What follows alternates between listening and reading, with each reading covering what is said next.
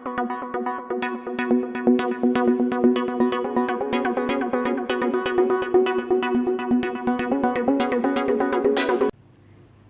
everyone, this is Manali Malhotra. Welcome back to Dignified Minds. So, a very common statement that we always receive from the aspirant is we are not able to achieve the target.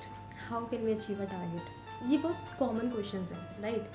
अब when you ask them why are you not able to achieve your target, आपने कहाँ time spend करा, आपकी effective hours कितने हैं, तो उसमें ना बहुत एक कॉमन रिस्पॉन्स पता है क्या आता है, that we were talking to our friends और फैमिली मेम्बर्स. ये बहुत कॉमन रिस्पॉन्स है पहला. ठीक है, अब 2-3 घंटे वही आप स्पेंड करते हो, आपको पता भी नहीं चलता. The second most common response that I always receive is that we were watching some video on YouTube या फिर नेटफ्लिक्स पे कोई वेब सीरीज आप देख रहे थे, कोई गेम खेल रहे थे फ़ोन में, या फिर इंस्टा पे रील्स चेक कर रहे थे, कुछ भी. So we usually end up doing this unproductive task while preparing for the exams. And usually होता क्यों है, बिकॉज जैसे जैसे एग्ज़ाम्स आपके आ रहे होते हैं ना, your level of stress goes up. और जब लेवल ऑफ स्ट्रेस बढ़ता है आपका ना, उस टाइम पे you always tend to find, this is human tendency only, you always tend to find some ways to distract yourself. उस distraction के आप रिसोर्सेज ढूंढते हो उस टाइम पे ना. ऐसा यूजुअली होता है, मेरे साथ भी होता था. जब मैं पढ़ती थी तो कई बार ऐसा होता था कि मैं फ़ोन में कोई गेम खेल रही हूँ और मैं 1 घंटा हो जाता था मैं खेलती रहती उस गेम को. मुझे पता है कि मेरा टारगेट है, मुझे अचीव करना है, मुझे टॉपिक्स पढ़ने हैं, कंप्लीट करने हैं, बट तब भी हम खेल रहे होते थे. इसीलिए हमें पता होता है जानबूझ के, तब भी हम कर रहे होते हैं. यही है कि बिकॉज आप बहुत ऑलरेडी स्ट्रेस्ड आउट हो, और स्ट्रेस को हम भगाने के लिए ऐसी चीज़ें यूजुअली कर लेते हैं. ठीक है, बट अगेन अब हमारे एग्ज़ाम्स ऑलरेडी बहुत पास आ रहे हैं, तो we cannot afford that time. ठीक है, 4-5 महीने पहले अगर आपने गलती करी दैट इज़ फाइन, बट अब एग्ज़ाम्स बहुत पास हैं, 5 जुलाई से आप एग्ज़ाम्स है, तो इस टाइम पे you cannot afford your break time to be unproductive. And mostly videos वगैरह का जितना अवॉइड हो सकता है उतना करो, फ़ोन वगैरह जितना अवॉइड हो सकता है उतना करो, बिकॉज आप ऑलरेडी बहुत लंबी ड्यूरेशन के लिए पढ़ रहे होते हो. You know, you have been study for 8-10 hours. Continuously एक आप सब्जेक्ट को पढ़ रहे होते हैं with very few minutes of break. तो उससे क्या होता है, जब आप वापस फ़ोन यूज़ करते हो ना, तो अगेन आप अपने आइज़ को स्ट्रेन पहुँचा रहे हो. ठीक है, जिससे क्या होता है ना, थकावट सी होती है. मुझे होता था जब मैं पढ़ती थी, और जब मैं कुछ फ़ोन पे वीडियोज़ देखती थी ना, मुझे बहुत थकावट सा लगता था, और मैं कई बार सो भी जाया करती थी, मेरे टारगेट अचीव नहीं हो पाते थे. तो इसीलिए you have to figure out कि कहाँ गलती हो रही है. ठीक है, तो this so I am going to list out few you know techniques और strategies that I use to follow. मैं ब्रेक टाइम अपना कैसे यूटिलाइज करती थी बेसिकली.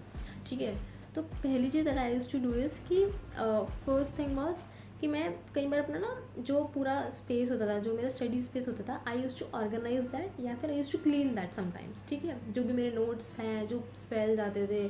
ठीक है, आपका कैलकुलेटर पड़ा हुआ है, आपका कैलकुलेटर है, आपकी बुक्स हैं, नोट्स हैं, हर चीज़ फैली होती थी, उनको मैं समेट दिया करती थी. पहली चीज़ मैं ये करती थी.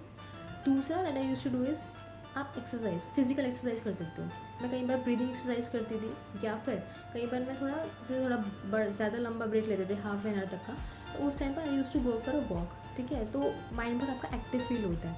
आपको बहुत ज़्यादा ना मतलब इंटेंस वर्कआउट टाइप नहीं करना है, बिकॉज आप डेली बेस पे अगर इंटेंस वर्कआउट नहीं करते और अचानक से किसी दिन अगर आप कर लेते हो, तो बॉडी में आपको पेन होना शुरू हो जाएगा. ठीक है, इसीलिए बहुत बेसिक सा, बहुत कॉमन सा आपको एक्सरसाइज कर लीजिए, जिससे आप बहुत ज़्यादा टायर्ड भी फील ना करो और आप एक्टिव भी हो जाए. राइट. तीसरी चीज़ that I use to do is कि I use to look after the MCQ questions, या फिर मैं टारगेट देखती थी कि मुझे नेक्स्ट स्टेप टारगेट क्या करना है, जिससे ब्रेक टाइम में भी ना मेरे माइंड पे ये रहता था कि येस, मुझे ब्रेक खत्म होने के बाद एकदम से ये चीज़ करनी है. ठीक है, तो अपने माइंड को मैसेज हमेशा पहुँच जाना चाहिए. और अगर आप इससे बहुत लंबे ड्यूरेशन से आप एक ही सब्जेक्ट पढ़ रहे हो, और कई बार होता है ना माइंड नहीं चल रहा होता है, सब टॉपिक समझ नहीं आ रहा होता, तो उस टाइम पे आप, अगर आपका टॉपिक कोई पढ़ने का मन नहीं कर रहा, तो आप रैंडमली जो क्वेश्चंस होते हैं, जैसे MCQ क्वेश्चंस हैं, बहुत सारे पेपर्स में तब MCQ आ गया है, तो MCQ वाले क्वेश्चन आप रैंडमली पिक कर सकते हो. जो चैप्टर्स आपने पढ़ लिए हैं, आप उनको रैंडम पिक कर सकते हो. ठीक है, स्ट्रेस मत लेना अगर नई क्वेश्चन है, but you can do that as well. This is what I use to do sometime. मैं कोई क्वेश्चन पेपर भी पिक कर लिया करती थी कई बार रैंडमली, चाहे वो रिपीटेड भी हो, मैं तब भी देख लिया करती थी उसको, RTP वगैरह कुछ को. ठीक है, तो ये 3 चीज़ें.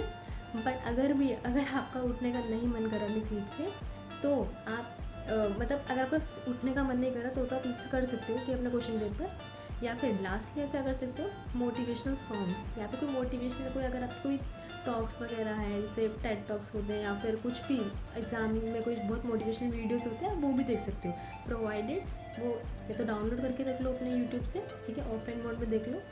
तो उससे क्या होता है, अगर आप यूट्यूब एक्सेस भी कर रहे हो तो आप ना टाइम कहीं और वेस्ट नहीं करोगे, बिकॉज एक मोटिवेशनल वीडियो देखोगे तो उसके बाद 10 आएंगे, तो आप 10 देखने तो बैठोगे नहीं, टाइम वेस्ट हो जाएगा। इसीलिए डाउनलोड करके रख लो, वो ज़्यादा बेटर रहता है। या फिर कुछ मोटिवेशनल सॉन्ग्स है अपने फ़ोन में, आप एक प्लेलिस्ट बना के रख सकते हो और उन्हीं सॉन्ग्स को आप सुन सकते हो रिपीटेड मोड पे, ठीक है। तो this is what I used to do, this were my 4 strategies that I used to follow, right? And if you have any other strategies, please let me know in the comment section, and stay tuned, and all the best for exams. Goodbye.